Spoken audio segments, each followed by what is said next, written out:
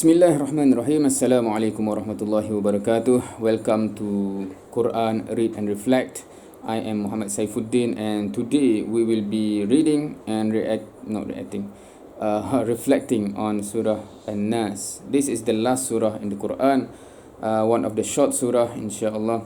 So we'll begin with reciting the surah, and then we'll see the translation, and then we will do some reflection, inshallah.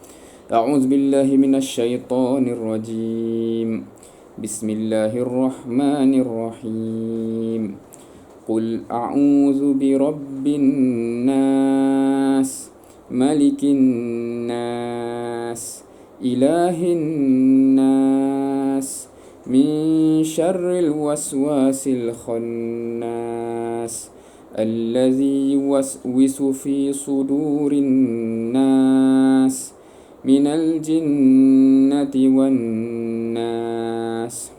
Sadaqallahu alazim. So we first take a look at the direct translation of the verses. Right?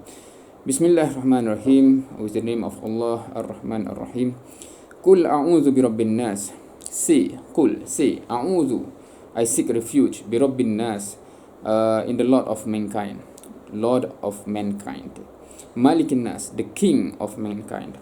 Ilahin nas, the God, the only thing that is worthy of worship for mankind. Min sharril waswasil khannas, from the evil of the sneaking whisperers. Alladhi yuwaswisu fi sudurin nas, who whispers in the hearts of mankind. Minal jinnati wan nas, of the jinn and of the mankind. Now, there are several things that we can reflect from this surah, but I intend to make this series as only focusing on one reflection per episode, so it is more focused and easy to follow, inshallah. Right. So the first thing is, of course, Allah command us to say and seek refuge from the shaitan, the devil, right? However, it is interesting that the devil or the shaitan, the word shaitan itself is not mentioned in this surah.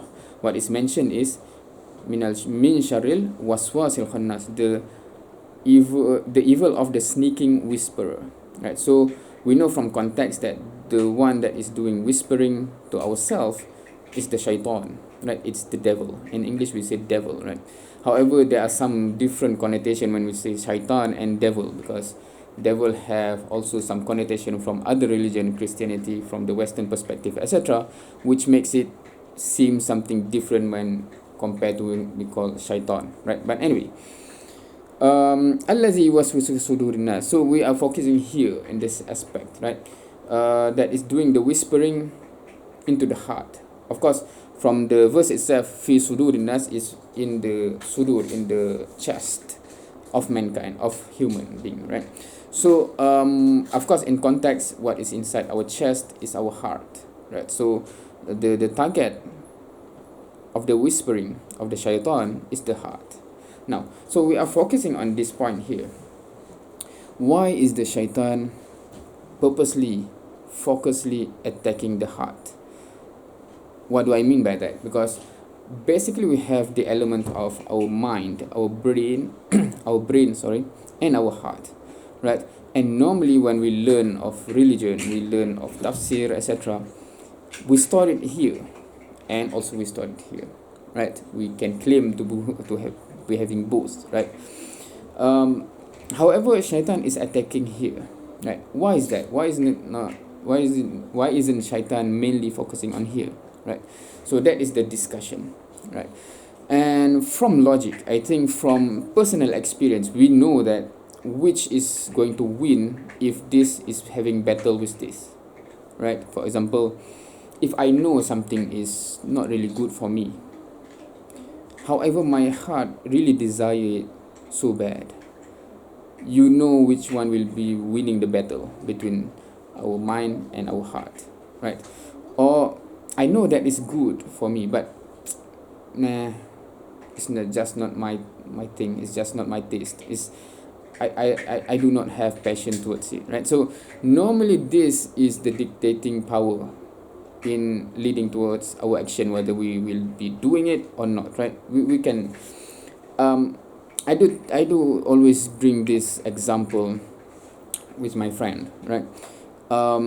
This is somewhat normal dialogue within our culture in Malay, right? For example, when a guy is attracted to a girl and want to marry her, and then have a talk with the mother. With the mother, it's our mother, right? It's the guy's mother, and the mother can actually give all the logical, rational explanation why that is not a good choice, that is not a good option for your wife, that's not a wife material, for example. Even if we can accept it here, right? Okay, rationally, I can accept that.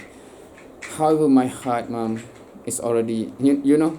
So this is very, very important in terms of our decision making, right? Something that we have here, but we do not have here, it might not even lead towards actual action, right? So in terms of nas, in terms of primary source in Islam itself, right?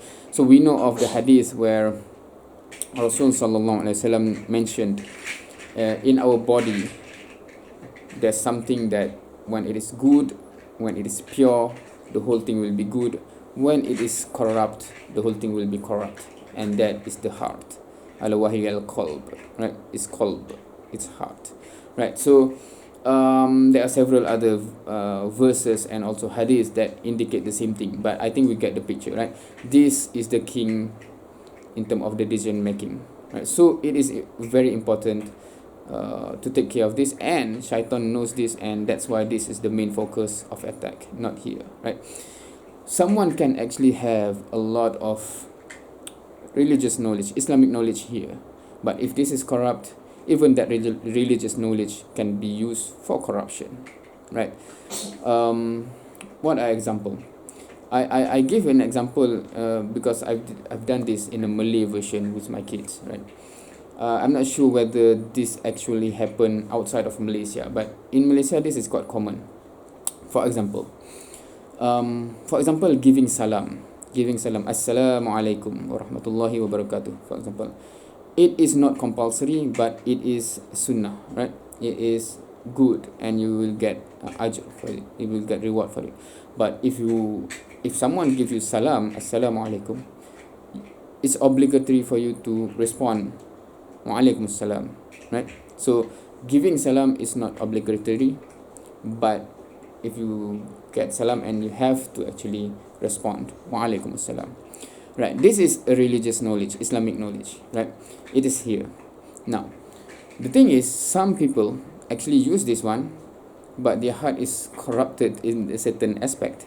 For example, some guy on the street want to, they see some girls and they just want to talk to the girl, right? Whatever is inside their heart. And they say, this is normally what Malays say, right? Assalamualaikum, tak jawab berdosa, right? I will translate it is Assalamualaikum, basically giving the salam, and if you do not answer and respond, you'll have sin, right? Because you are being sinful. You are not responding to salam, which is obligatory, right? So now, that is an example, a childish example of using Islamic knowledge, but due to a corrupt heart, right? So this is where it is important, right? Because even if you have Islamic knowledge here, but if it is corrupt, you can use all of those for corruption. What the example I use is just some teenage boys corruption, right? But even to the highest level, right? Ulama level, meaning full of knowledge, Islamic knowledge, fiqh knowledge, etc. But if this is problematic, na'uzubillah min zalik, because that's why shaitan will attack here, right?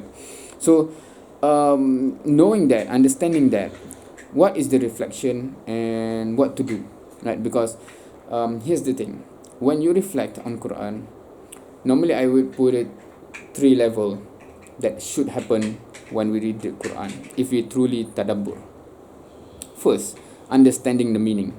So we have gone through the meaning of the verse itself. Second, so what? What does it mean to me? Right? So that's the second level, because for some verse, for example this one, it's quite straightforward because the verse is directed to us straight away, right? Kul is an instruction directly to us, so it's quite easy to see, okay, so what is it mean, what does it mean to me? But there are many other verses and surah where the surah is telling about something, right? Okay, so that's the story. You have to think, so what does it have to do with me, right? Because if you do not do that, then how can it be a guidance to you, right? Is it just a story? It should be guidance for you, right? So that's the second level. So what does this thing have to do with me, right? And the third one is, so what should I do, or what should I not do, right, etc., right? So what should we do, in this context of the surah, right? So first, in general, it goes without saying, we have to protect this from the shaitan. We know, we understand the shaitan is attacking here. We have to protect it, right? So how? One is just like the surah mentioned, Qul a'udzu birabbin nas malikin nas ilahin nas.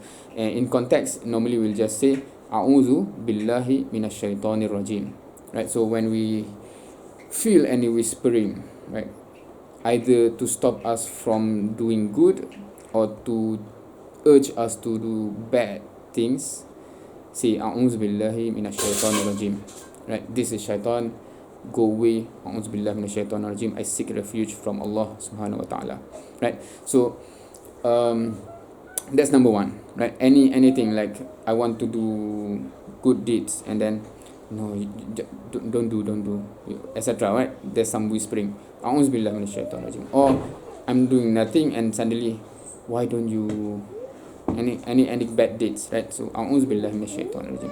And second, we have a lot of dua that keep requesting Allah subhanahu wa ta'ala to protect our heart, right? So be it in ma'surat, etc., so practice it inshallah, so that Allah will protect our heart inshallah, right? Wallahu alam. So that's there are a lot more to be discussed if we want to discuss in detail what other things that we should be doing to protect our heart. But for this short video, inshallah, I think that is the reflection for today. For Surah An-Naas, we have another reflection on this surah in the next episode, inshallah. Wallahu alam. Assalamu alaikum warahmatullahi wabarakatuh.